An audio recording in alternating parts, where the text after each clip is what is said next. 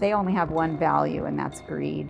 I just think it's corporate greed, plain and simple. Speaking of taking care of your associates, Rodney, you have found yourself in the middle of this major controversy over these hazard or hero pay mandates. Why did you decide to close stores instead of paying your workers $4 to $5 more per hour? It was stores we just decided to go ahead and close them because we thought that was the best long-term decision. It reminded me of the scene from Star Wars where, in fact, they decided to destroy the planet Alderaan.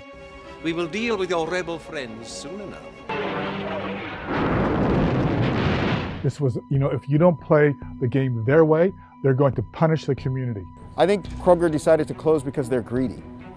Grocery stores are making more money now than they've ever made. They have, in fact, record profits. That's realized in the increases in their stock prices. It's recognized as in CEO pay.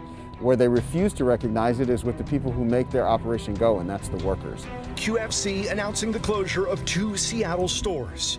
The company saying it can't keep open under the city's newly passed hazard pay legislation. They can pay. They have had record profit. People in Long Beach are about to lose 2 neighborhood grocery stores. The stores claim they cannot afford to give workers a $4 an hour raise during the pandemic, a raise just ordered by the city. During this pandemic, Kroger has made obscene amounts of profit. In 2020, they made $2.6 billion in profit, which is more than 50% more than the previous year. The head of Kroger, Rodney McMullen, gave himself a pay raise. He now makes $21 million a year.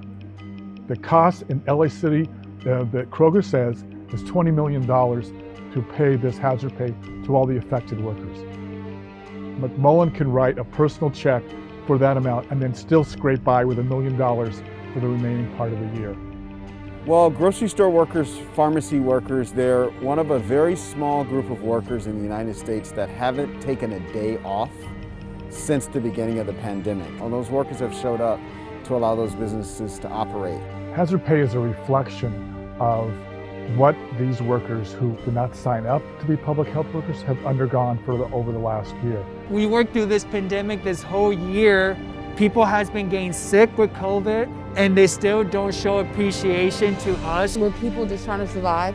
Customers put money in our pockets. We put triple that in your pockets. I believe there is such a thing in business as having a social conscience. It's really quite unforgivable that Kroger doesn't have that same value in mind when looking to take care of their employees. Keep these stores open.